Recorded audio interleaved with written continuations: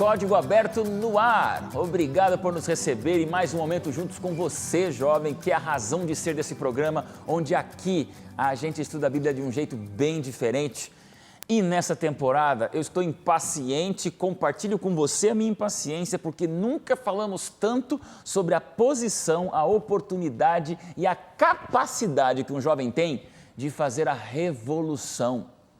É a revolução inimaginável, é a revolução impensável, é a revolução que o cristianismo pode fazer quando os jovens engajados da verdade se mobilizem na missão. Já vamos para a 4ª semana juntos e eu te pergunto, que tal você se envolver na missão? Que tal você se envolver na paixão? Que tal você fazer a diferença? Hoje se usa tanto uma expressão chamada engajamento e eu pergunto, será que você está engajado em alguma coisa real? Que tal engajar-se pela eternidade? Porque nós aqui estamos impacientes com as coisas, dizendo Jesus vai voltar e logo. Por isso estamos estudando sobre a missão. E você é muito bem-vindo aqui com os meus convidados. Hoje eu não vou demorar muito não, porque a gente vai direto para o assunto, porque hoje nós vamos discutir um personagem que é fantástico e um personagem muitas vezes do avesso que a gente tem na Bíblia. Portanto, vocês vão se apresentar já dizendo uma única palavra que represente para você Jonas. Não pode falar muito, né? É uma palavra. Pastor Fábio, tudo bem?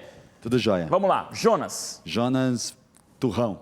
Eita, foi direto ao assunto. Grande Pedro, tudo certinho? Tudo certo. Antes de falar a palavra do Jonas, esse sapato aí, hein? Legal, hein? Combinando. Gente, ó, isso aí não é para pouco, isso é para poucos, gente. Falando azul, azul e azul, né? Hoje é dia do azul aqui, né? Pois é.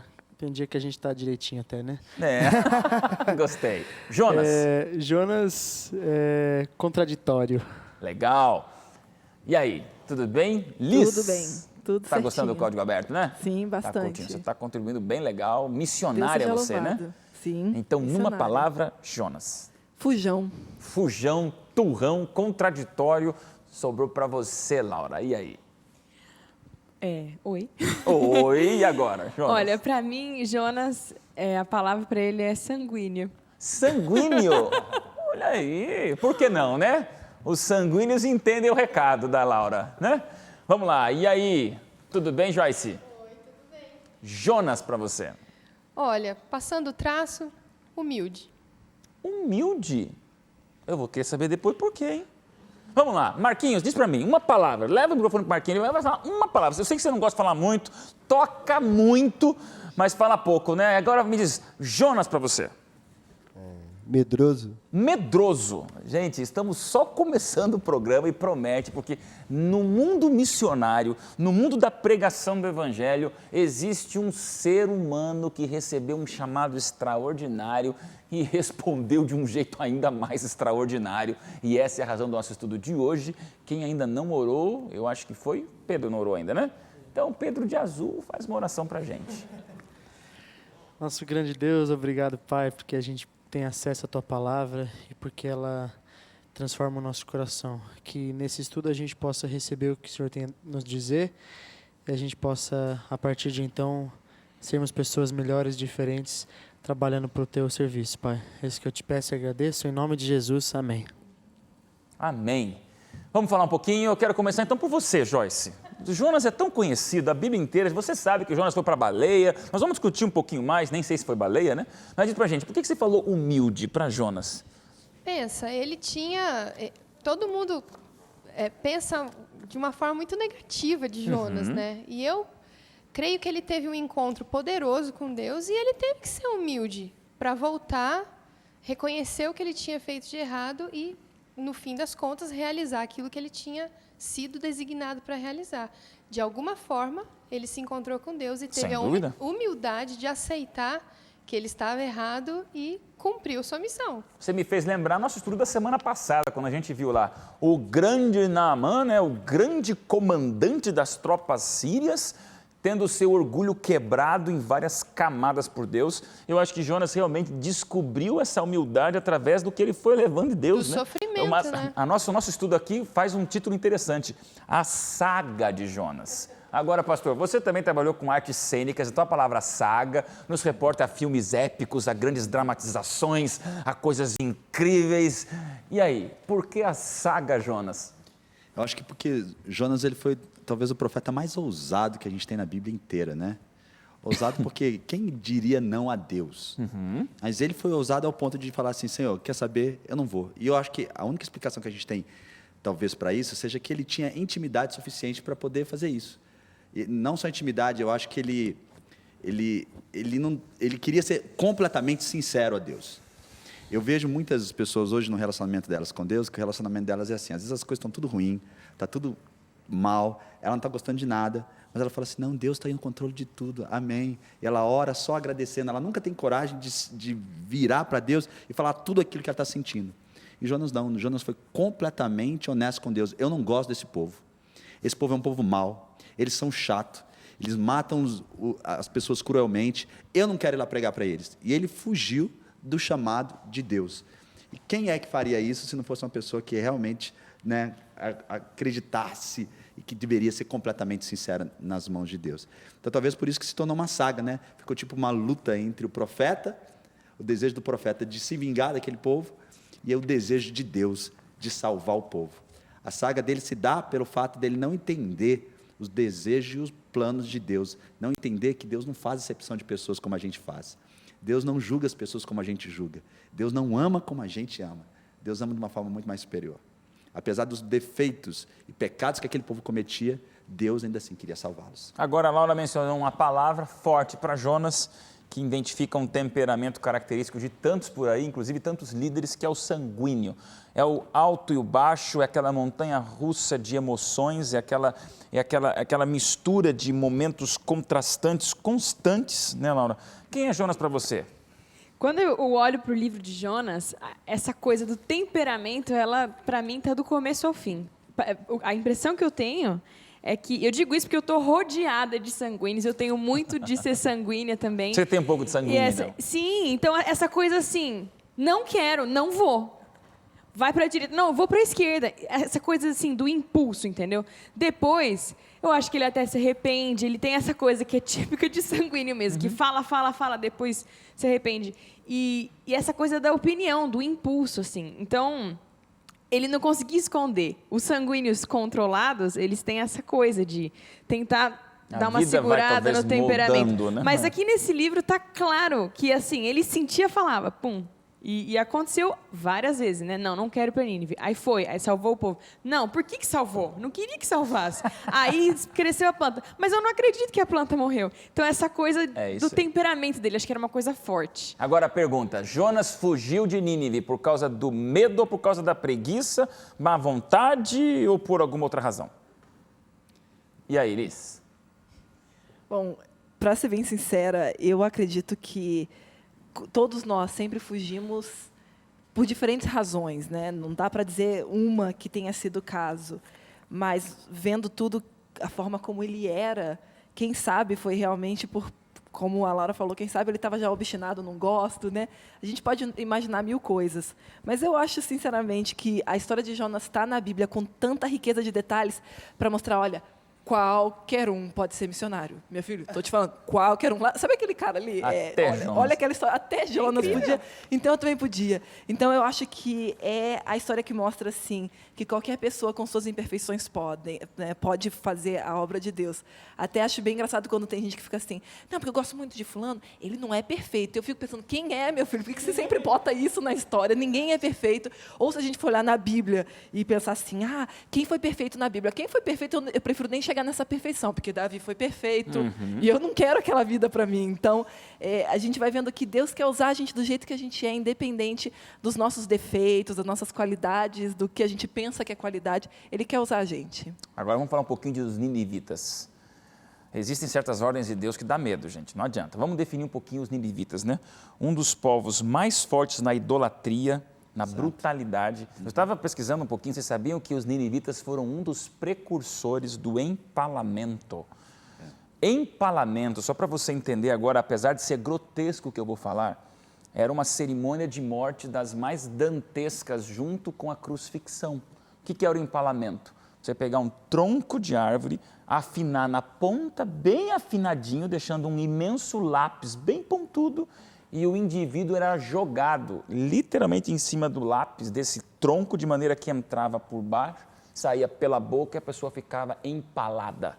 Isso é terror, isso é medonho. Quem inventou, quem colocou em prática isso, que você vê em filmes bizarros, o empalamento vem dos ninivitas. Aí você começa a entender um pouquinho para onde estava indo Jonas, tá bom? Então, para começar, chegar para um povo desse e dizer assim, olha, vocês vão tudo morrer, é como pegar aí um corintiano roxo, entrar no coração da torcida do Palmeiras e na final do Campeonato Brasileiro dizer assim, vocês vão tudo perder. Você iria nisso, Pedro? Agora dá para entender por que ele preferiu morrer afogado, né? Claro, eu prefiro morrer afogado do que morrer empalado, tá bom? Mas então, é para a gente entender um pouquinho porque o medo veio. Não é? A missão é gostosa quando você vê assim, eu vou passar aperto, talvez eu vou passar fome, né, Elis? Talvez eu vou perder dinheiro, talvez eu vou ficar longe da minha família, talvez, olha, eu vou ter que andar de sandália. Mas uma coisa é você ter a luta da missão, que diz apenas uma certa privação, mas agora estou falando de um chamado missionário que diria, Laura, você vai cantar para um público que pode matar você. Aí você vai? É difícil mesmo, eu acho que... não é que eu não tiro a razão de Jonas, mas o livro dele o coloca de uma forma muito humana mesmo, assim, é uma reação que eu acho que, sinceramente, qualquer um aqui teria. Vamos pensar no Estado Islâmico. Vamos pensar agora. Eu acho que nesse momento me veio na mente, eu acho que hoje em dia, pela televisão, pelas notícias, o povo mais brutal e grotesco são esse povo do Estado Islâmico. Eu tenho raiva, eu tenho nojo, eu tenho antipatia de ver o que eles fazem com pessoas, as decapitações coletivas. Tá, mas vamos pensar que também ali tem seres humanos, por mais absurdo que pareça, que merecem a graça e o perdão de Deus. Se for alcançá-los, se chegarem eles pelo livre-arbítrio receberem. Pastor Fábio, agora você é um missionário para ir lá no Estado Islâmico e dizer para eles, Deus vai acabar com todos vocês em alguns dias. E aí? Tem que ter muita coragem, né? Embora essa questão de medo talvez esteja em jogo, eu acho ainda que a questão de Jonas era a obstinação, porque ele não gostava mesmo daquele povo. Primeiro que os ninivitas eram inimigos do povo de Deus. Segundo que eles criaram formas cruéis de matar as pessoas. E por isso também Jonas tinha raiva deles. Talvez nas guerras contra o povo de Israel, muitos dos israelitas já tenham morrido, talvez dessas formas com certeza. Cruéis. Não, e deixavam exposto para todo mundo ver. Dessa maneira. Então, por isso, ele era obstinado. Tanto é que ele estava disposto a morrer, sendo julgado no mar, do que ir para lá. Então, assim, eu hoje, no Estado Islâmico, com certeza, eu teria um pouco de medo. Mas se Deus chegasse para mim e falasse, Fábio, vai lá, com certeza eu iria, porque eu acredito exatamente naquilo que eu falei. Quando Deus chama, ele paga a conta. E eu acho que para um profeta do calibre de Jonas, ele deve ter tido experiência suficiente para saber que Deus ia cuidar dele, protegê-lo, se ele fosse lá. Eu não acho, inclusive, que Jonas converteu a cidade inteira à toa. Jonas, além de ter sido o profeta mais teimoso, vamos dizer assim, que existiu, ele também foi o mais bem-sucedido. Porque ele converteu a cidade inteira, inclusive o rei. E aí é que eu entro, acho que vem a ideia. Porque ele falou uma coisa que... ele não acredita que a mensagem dele tenha sido politicamente correta. Ele não foi lá para passar a mão no povo. Como ele não gostava daquele povo, ele deve ter chegado falando assim, Deus vai mandar o castigo sobre vocês, vocês vão morrer. Já que eu vou morrer aqui mesmo, eu vou lascar. Imagina aquela figura esbranquiçada, depois de passar 3 dias no vento da baleia, andando no meio do povo e falando assim, o fogo vai cair, o fogo do Malaca vai queimar vocês tudo. E aí eles todos ficaram assustados com aquilo, e a mensagem dele foi efetiva. Então, por isso que eu acho exatamente que Jonas não era questão tanto do medo, mas sim a obstinação, porque ele não gostava daquele povo. E aí entra a questão do preconceito que a lição tanto fala, né? A gente tem sempre um conceito de que determinadas pessoas talvez não mereçam salvação. Aí entra talvez o que você está falando. O que poderia me impedir de querer pregar para um islâmico? É o fato de eu já ter visto islâmicos matarem muitas pessoas na televisão, na internet, entendeu? É o fato de eu olhar para o Estado Islâmico e ver que ele maltrata o povo que eu amo hoje em dia. Então, por que eu iria querer que um desses se convertesse? Mas Deus olha mesmo para essas pessoas más e vê a ignorância delas. Tanto é que no final do livro de Jonas, o que Jonas fala? O que Deus fala para Jonas? Eles não sabem discernir entre a mão direita e a esquerda. Por que eu não iria salvar esse povo? Brutais, né? Tem um detalhe também que, bom, toda a história tem 2 lados, né? A gente citou um povo em específico, mas o nosso povo também é um povo que foi muito brutal e muito cruel com outros povos também, né? Que talvez a gente pudesse ainda sofrer algum tipo de estigma pelo que a gente fez ao longo da história, né? O povo cristão, em nome da nossa fé. Então, mas o nosso Deus, ele é maravilhoso e graças a Deus a gente ainda tem chance e a gente ainda tem misericórdia para levar a mensagem dele, né? Mas eu tive experiência em países islâmicos fechados, né? E o que me chama mais atenção não é necessariamente Entrou em contato com eles em algum momento? sim, a gente trabalhou em Guiné-Bissau durante 2 anos. Ok. E Guiné-Bissau é um país livre, não existe, não é um país fechado, né? Como eles falam, países que você não pode fazer pregação do evangelho nem nada, mas a maioria é islâmica. Mas numa das viagens a gente atravessou pela Mauritânia, pelo Marrocos, que o Marrocos também é um país livre, mas tem mais muçulmano ainda. E a Mauritânia é um país fechado, então é um clima assim que a gente fica com medo, assim, né? Tipo, nossa, se descobrir que eu sou cristão aqui. A gente esteve na Mauritânia, inclusive, num dia de Natal, né? E aí é um cenário, assim, não tem nada de Natal. Tudo bem que a nossa festa também é totalmente pagã, né? O que a gente faz no Natal, pouco se fala em Jesus Cristo, né? A gente quer saber de presente e tudo mais.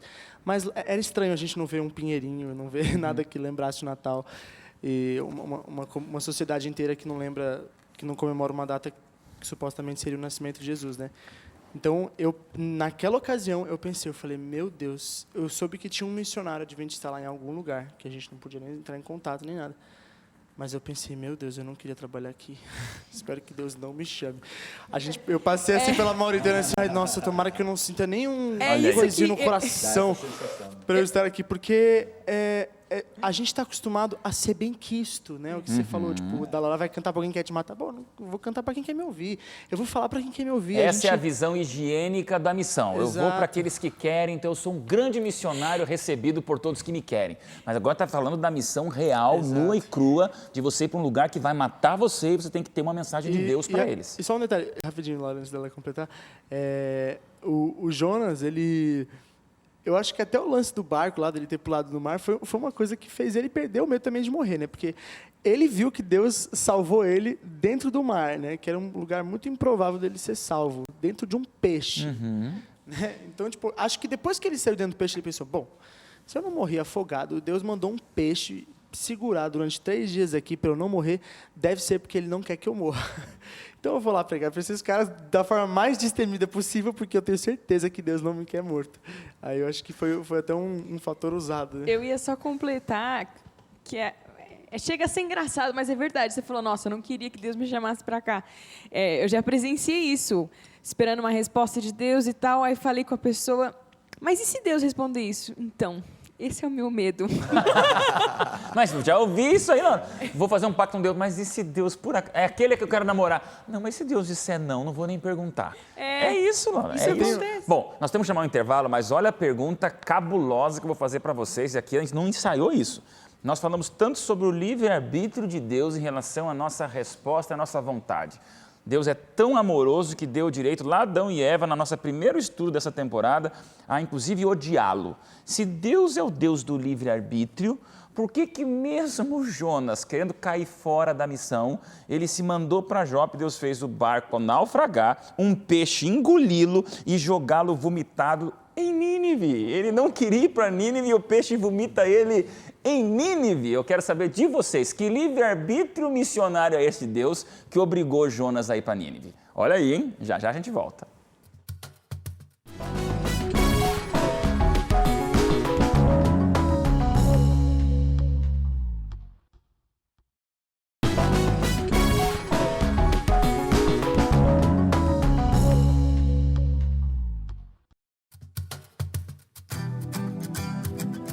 Já de volta, no intervalo nem discutimos o assunto, porque é com você que a gente abre o coração. Eu quero perguntar para vocês agora.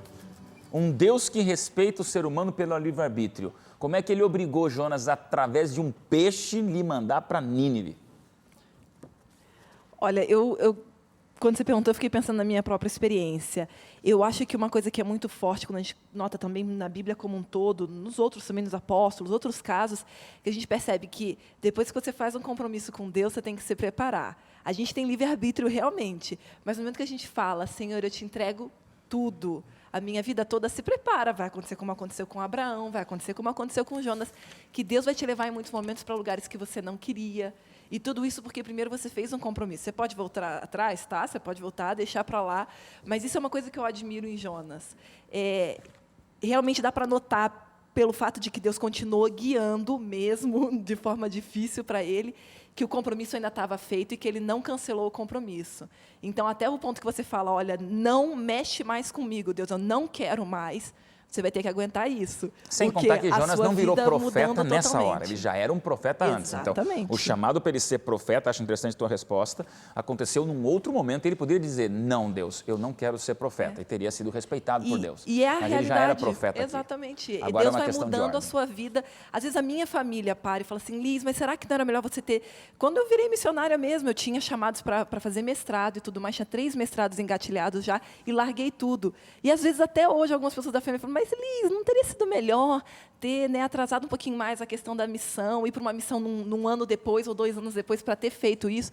Falo, olha, infelizmente, isso foi como parte do trabalho. Se você se dedicou e falou, Deus, agora o Senhor vai guiar, Ele vai guiar para coisas que você não está esperando e outras bênçãos vão vir, como depois, tudo bem, abrir mão do mestrado, mas Deus colocou tantas outras bênçãos que não tem mais com o que se preocupar. Mas Ele começa a mexer o barco, faz tudo o que for preciso. Vamos lá, e aí? Não, uma coisa que me veio na mente quando você falou é amizade. Sabe quando você tem um amigo seu que não está muito afim de fazer uma coisa, que você fica insistindo e você faz ele ir, né? Tipo, você quer fazer alguma coisa e você enche o saco. Eu acho que às vezes Deus tem uma relação assim de amizade com alguns de nós, né? E isso é um privilégio, né? Ele insistir com a gente, apesar da gente não estar muito afim. Ah, não estou muito afim, Deus. Ah, mas eu quero, vamos. E Ele faz a gente ir, porque Ele sabe que é o melhor, né? Ele tem os melhores planos. Eu tenho uma situação parecida que eu vivi. Quando eu resolvi fazer teologia, eu lembro que teve uma confusão lá no colégio. Eu não passei na primeira fase, né? Aí saiu um resultado lá, você não tinha passado. Aí eu fiquei mó triste, tal. Só que naquela semana, eu na verdade eu não queria ir lá pro colégio, não queria mudar minha vida, não queria sair de lá. Aí naquela semana eu falei, ai Deus, que bom que não deu certo, porque na verdade eu não estava nem afim. Aí na verdade no sábado eu fui lá e descobri, eu recebi um e-mail do colégio que tipo tava lá correção, porque tinham dado o resultado errado, então na verdade eu tinha passado. Só que eu já tinha decidido que eu não queria mais ir. Aí eu nem li o e-mail, aí eu falei, Senhor, me perdoa, mas eu não vou mais. Ninguém vai saber disso, vai ser nosso segredo. Aí eu apaguei.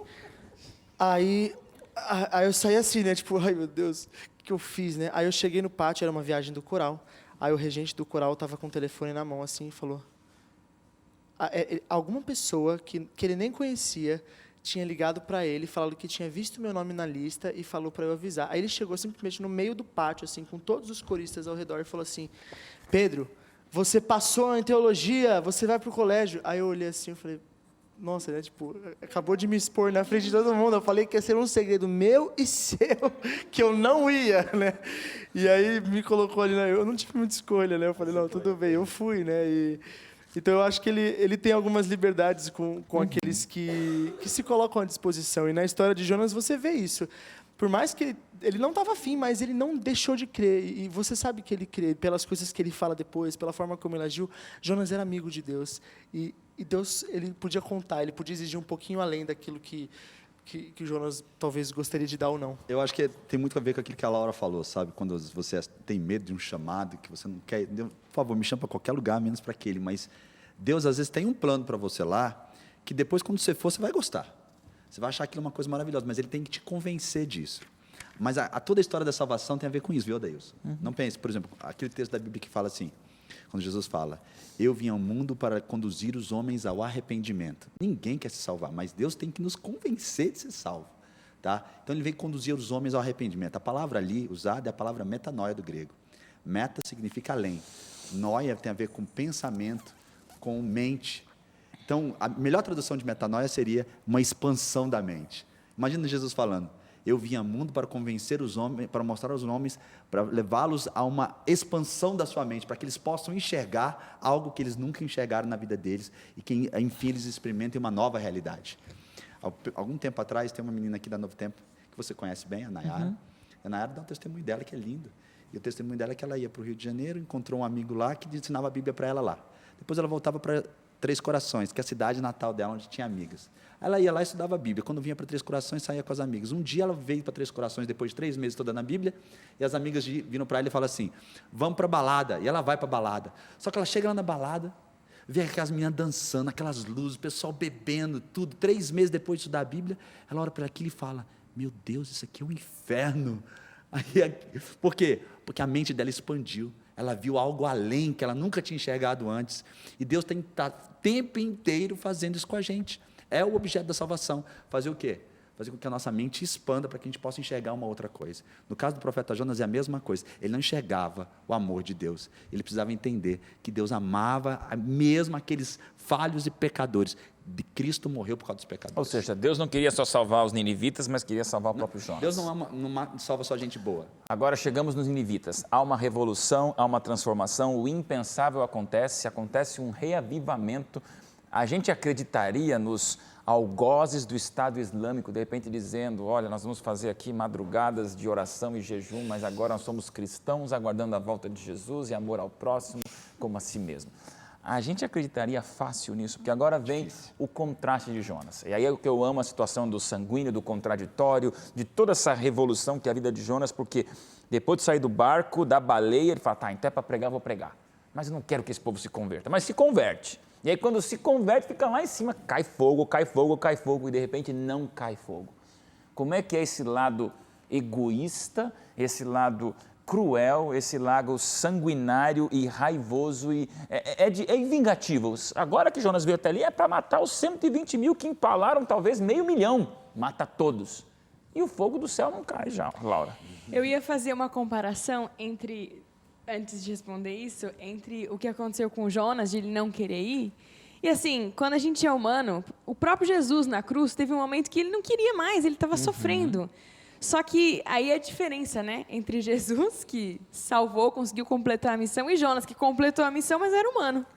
Quando a cidade foi salva, e aquele monte de gente má foi salva, ele se revoltou. Mas, Senhor, eles são maus. Pois é. Eu preguei e tudo mais, mas eles são maus. E aí que entra a misericórdia de Deus, né? Jonas até reclamou da misericórdia de Deus. Jonas não entendeu. E Deus fala, olha, eu estou sendo misericordioso com você, então também você com eles. Eu te mandei para isso. E eu acho que a gente não tem que tentar, enfim, entender muito Jonas, porque eu não sei como eu reagiria se eu estivesse no lugar dele. Mas a bênção é que Deus, ele faz o que ele tem que fazer e ele, enfim, trabalha na gente também, mesmo sendo servo, humano, falho, como e aí Jonas não foi. Vem o fogo, o Jonas que foi salvo pelo impensável de uma baleia, não acredita no impensável de uma reforma espiritual com os ninivitas. Aí, pastor Fábio, Deus usa... Quer falar, Laura? Não, eu só ia falar que o ponto é que Deus usa a gente mesmo quando a gente não acredita. Exatamente. Então, O poder dele é tão maior que... aí está o Jonasão lá em cima da colina, querendo que o fogo lamba todo aquele chão e mata todo mundo, não mata. Aí Deus usa uma árvore, um verme, um bichinho. É um livro com muito requinte de muita surpresa. O que acontece ali, pastorzão? A profecia de Deus, né? Aquela profecia de Deus era uma profecia condicional.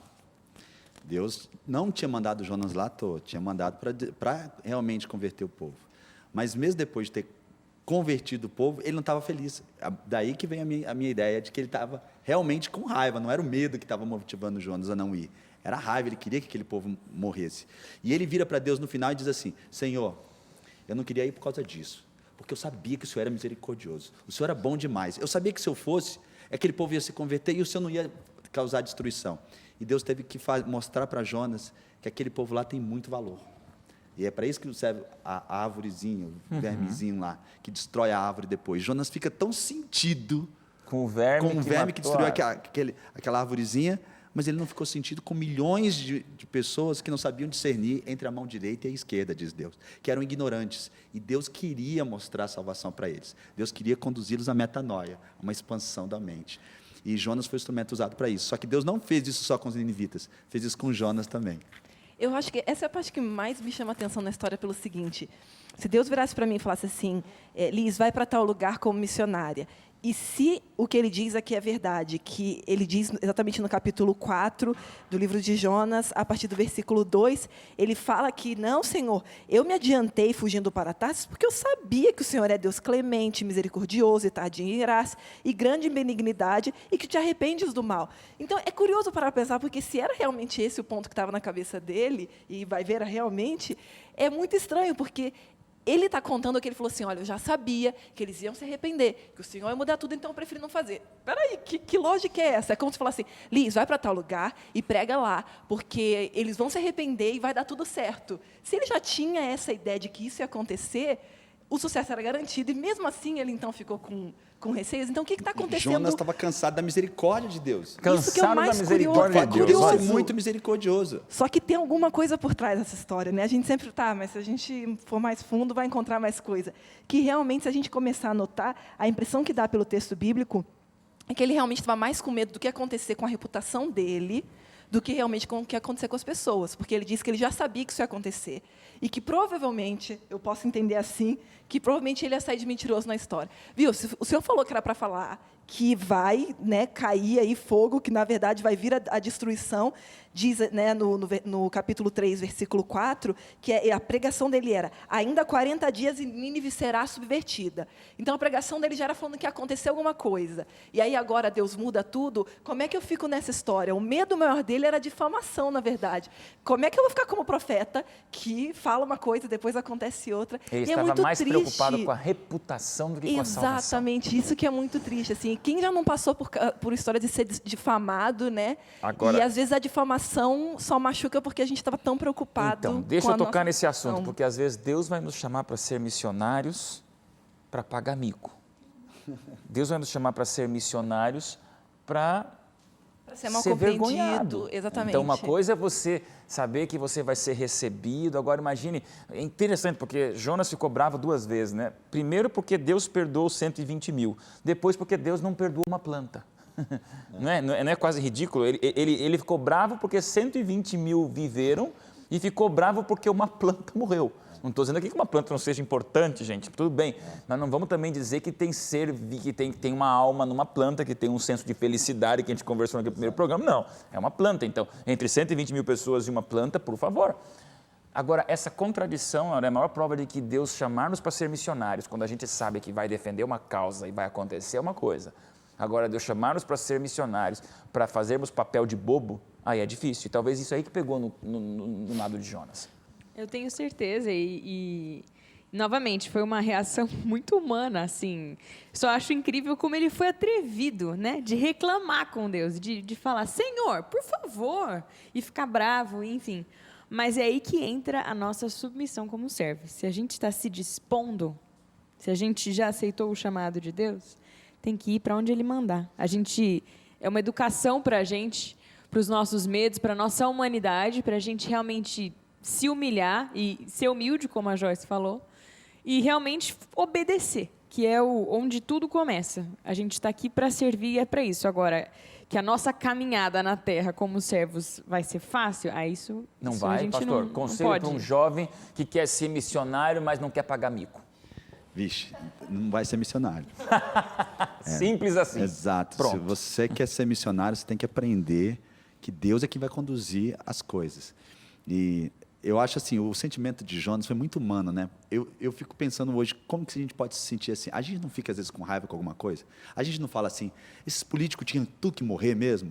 A gente não fala assim, tinha que soltar uma bomba naquele Planalto e acabar com tudo? Claro. Então, acho que o Jonas, ele sentia isso, que sabe, que depois de ver tanta injustiça, tanta maldade acontecendo, ele estava afim de vingança. Mas Deus conseguia ver o coração, além dos atos daqueles homens, Deus conseguia ver o coração. E sabia que se alguém fosse lá e mostrasse para eles, eles se converteriam, se salvariam. Então, infelizmente, nós muitas vezes não somos assim. A gente só julga o exterior, os atos e tudo mais. Mas Deus, como lê o coração, Ele sabe quem é que merece que a mensagem chegue nele ou não. Então, olha que bênção que foi Deus ter feito isso com Jonas para mostrar para ele um outro caminho. Porque muitas vezes isso vai acontecer com a gente, sabe? A gente vai pregar para a gente que às vezes a gente nem quer, que a gente não gosta. Às vezes eu já fiz pregação em presídio. Uau. E você vai no presídio, e muitas vezes você vê histórias assim, você fala assim, meu Deus, estou lutando para salvar esse traste. Alguém que foi lá e estrupou. Estuprador de menores. Sem brincadeira Vamos nenhuma. pensar. Mais de 14 pessoas eu já preguei para um cara Meu pai. que ele já tinha estrupado mais de 14 mulheres. E eu ficava olhando assim, falando, eu estou pregando para esse cara, para ele salvar. Como que esse cara vai se encaixar um dia na igreja? Como é que um dia eu vou sentar na mesa no céu com um cara que estrupou Estuprador. 14 pessoas? Então, sabe o que é interessante a respeito disso? É você ver qual a visão que Jesus tinha das pessoas. Jesus tinha uma visão das pessoas que, mesmo aquelas piores trastes do mundo, ele via ele como um pretenso futuro cidadão do céu. Ele nunca discriminava ninguém. Eu tenho dificuldade de fazer isso. Quando eu morava nos Estados Unidos, eu tinha um cara que trabalhava na fábrica junto comigo, que ele tinha um demônio tatuado nas costas. Nossa. E um dia ele foi com a camisa assim, você é cristão, você acredita em Deus, você acredita no Espírito. Embaixo estava escrito, você é nada para mim. E eu tinha que olhar para aquele cara e falar assim, esse cara aí é um futuro pretenso morador do céu. Eu tinha que olhar para ele com os mesmos olhos de Jesus. Então, o que Deus estava fazendo com Jonas? Estava ensinando ele a ver com os olhos de Deus. Amém. Os Não olhos é de Deus não fácil, discriminam ninguém. repito, não é fácil e vou repetir, não é fácil. E no próximo bloco vamos escutar a Joyce. Eu quero encerrar a história de Jonas perguntando, tá, todos nós somos um pouco de Jonas. Como é que a gente vai vencer esse jeito que quer vingança, que não aceita a salvação dos empaladores ninivitas, mas ao mesmo tempo, na nossa contradição, ficamos chateados, às vezes, porque o combustível do carro acabou. E a gente fica nessa luta espiritual. A gente volta, tem que fechar esse programa com você sendo mais do que nunca um missionário. Já já a gente volta. Amém.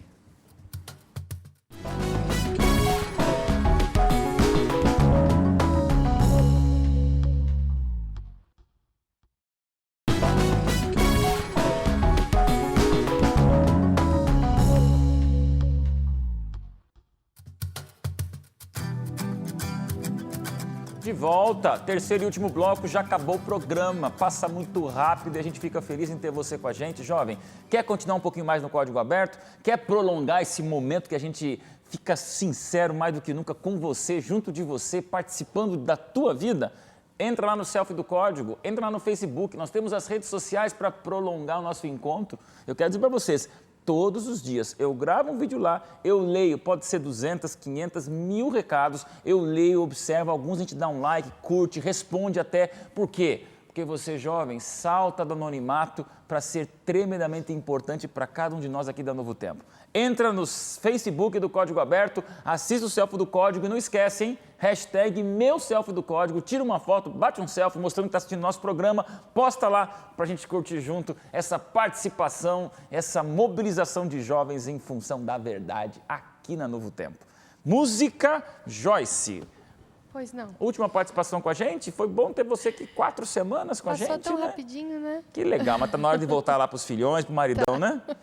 Joyce, Tá na hora. vai cantar o quê e por quê?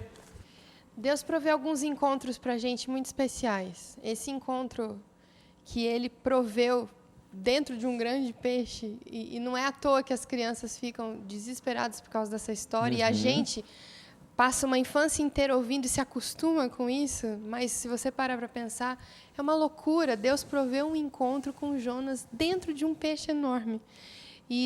No pior do ser humano é quando a gente volve os olhos para Deus e na nossa miséria a gente reconhece que Ele é o grande autor e Senhor da nossa vida. E nesse encontro, toda vez que a gente tem um encontro com Ele, Ele fala ao nosso coração dizendo, eu já passei pelo que você passou, eu já vivi o que você está vivendo, eu sei. Por isso, deixa eu te resgatar, porque eu conheço a tua história. É isso.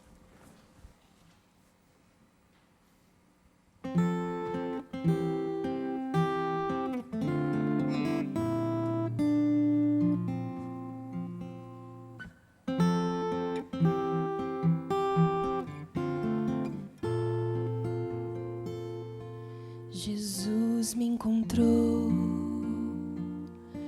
sozinho na vida,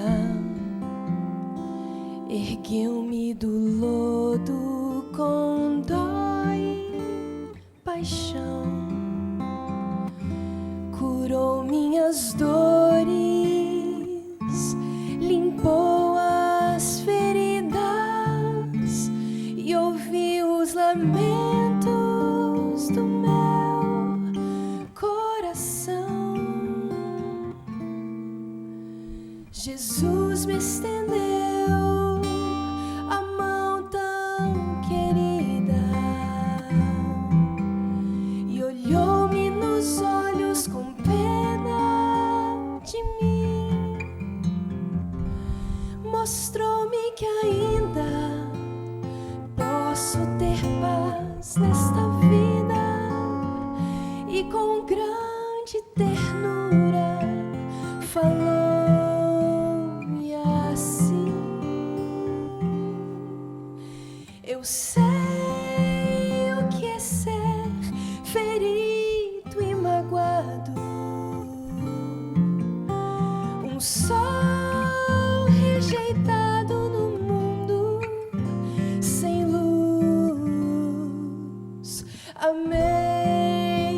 meus amigos e fui maltratado. Vivi por amor e morri numa cruz. O tempo é veloz, a vida é pequena. Prossegue comigo, não olhes pra trás. Se o mundo é atroz e a alma serena, irás entender o preço da paz.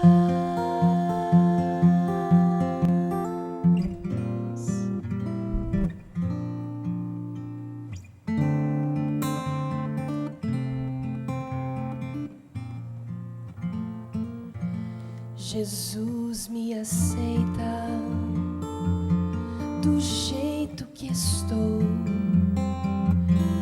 Deseja que eu viva e aprenda a sonhar. Jesus me mostrou que o passado passou, que a vida é eterna se eu confiar. Se a felicidade ficou no passado, se as tuas memórias são feitas de adeus, levanta a cabeça e caminha ao meu lado. Eu não te abandono, sou Pai, sou Deus. Eu sei o que é ser ferido e magoado, um sol rejeitado no mundo sem luz. Amei os amigos e fui maltratado. Vivi por amor e morri numa cruz. O tempo é veloz, a vida é pequena. Prossegue comigo, não olhes pra trás. Se o mundo é atroz e a alma serena, irás entender o preço da paz. Se o mundo é atroz e a alma serena,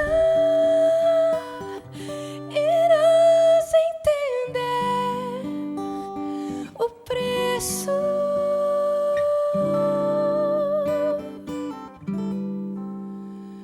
da paz.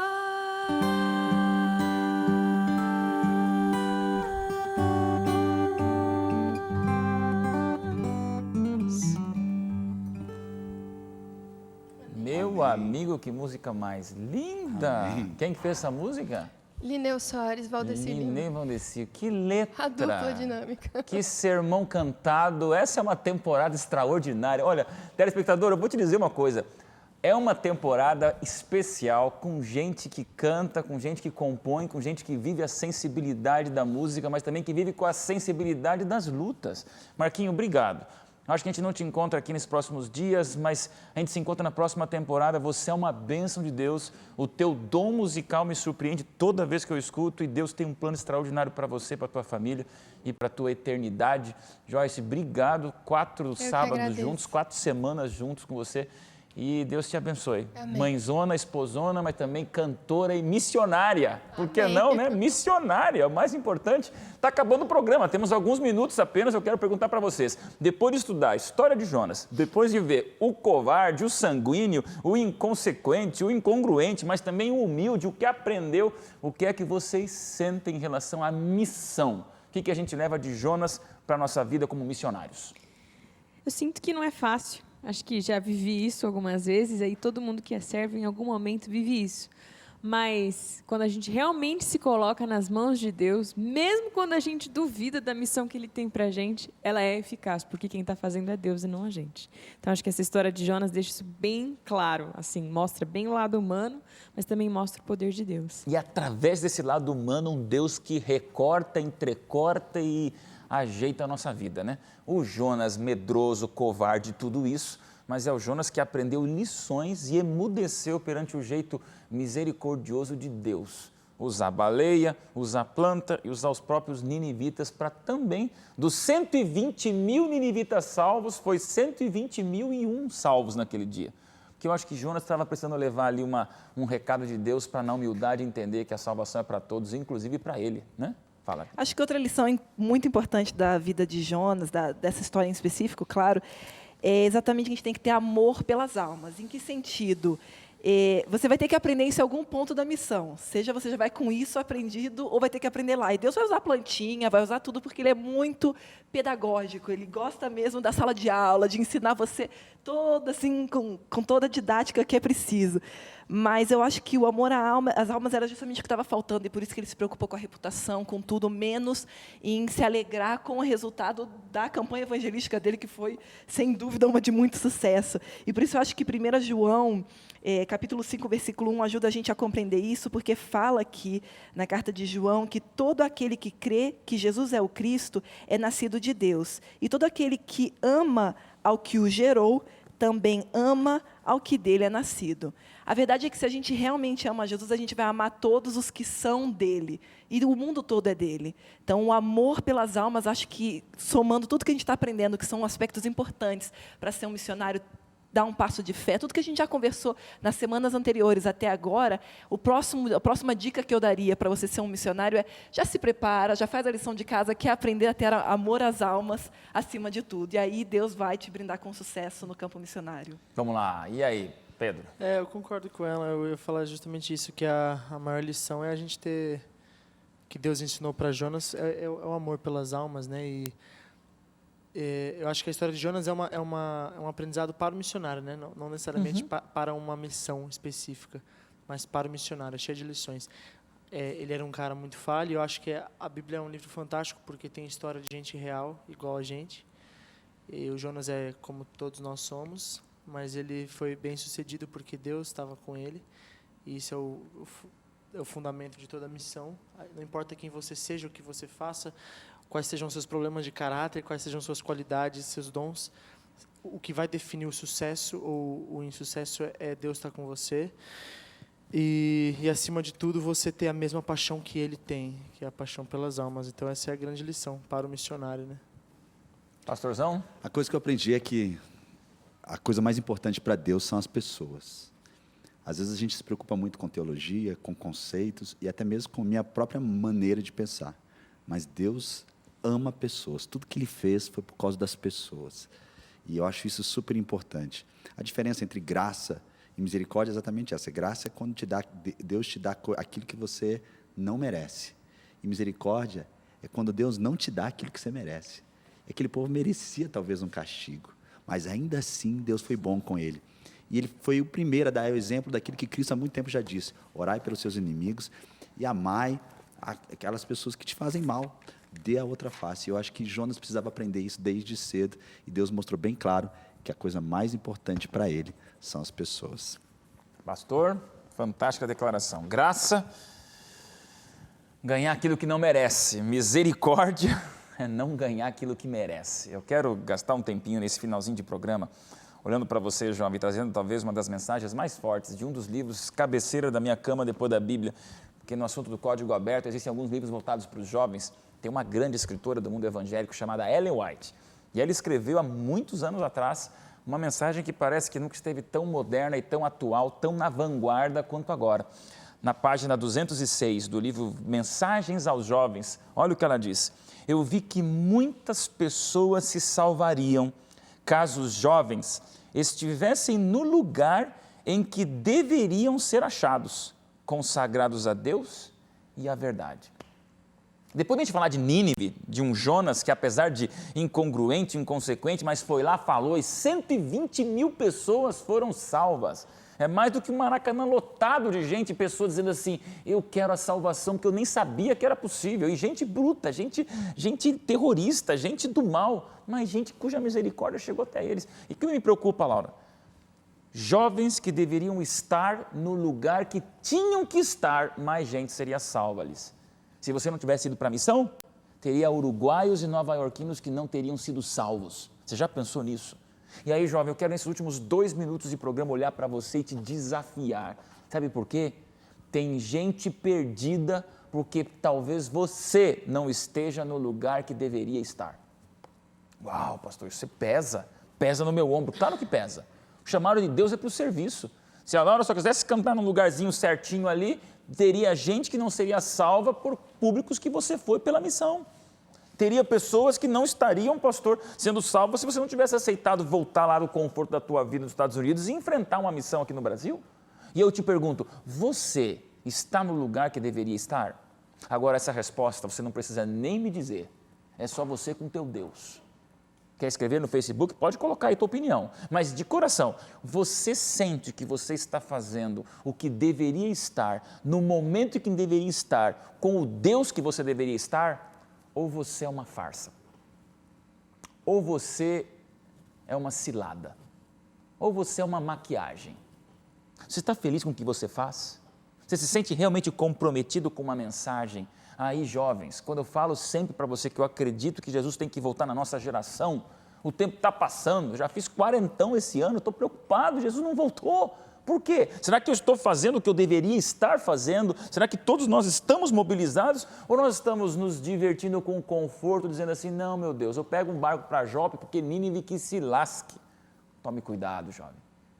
É mensagem pesada e dura, é um desabafo meu de impaciente para te perguntar, você está onde deveria estar? Se você não está onde deveria estar, nesse último minuto de programa Código Aberto, eu quero olhar nos teus olhos e dizer, esteja logo, antes que Jesus volte para os perdidos e você que acha que está salvo, se encontre realmente perdido. Porque é impossível estar salvo e não estar missionário. É impossível amar Jesus e não levar Jesus até para os Estado Islâmico. É muito difícil você dizer, creio em Deus, mas quero que o outro morra. A graça e a misericórdia se fundem na vida de um cristão consagrado, comprometido e desafiado. O programa está acabando, mas eu te pergunto, você está onde deveria estar? Essa igreja conta com você. Quando eu falo igreja, é o povo cristão que na verdade aguarda a volta de Jesus. Você tem algo fantástico para fazer. Não é no espelho que você encontra a tua autoestima, é no desafio de um Deus missionário que te torna missionário, que dá o teu significado de serviço. E aí, a revolução acontece, a viralização do bem acontece e Jesus volta. Volta logo, jovem. Graças a Deus e graças ao nosso espírito missionário comprometido com a verdade. Que Deus te abençoe. Saiamos desse programa incomodados para Jesus voltar logo. E eu te espero, como você já sabe, no próximo programa Código Aberto, estudando a Bíblia de um jeito bem diferente. Até lá.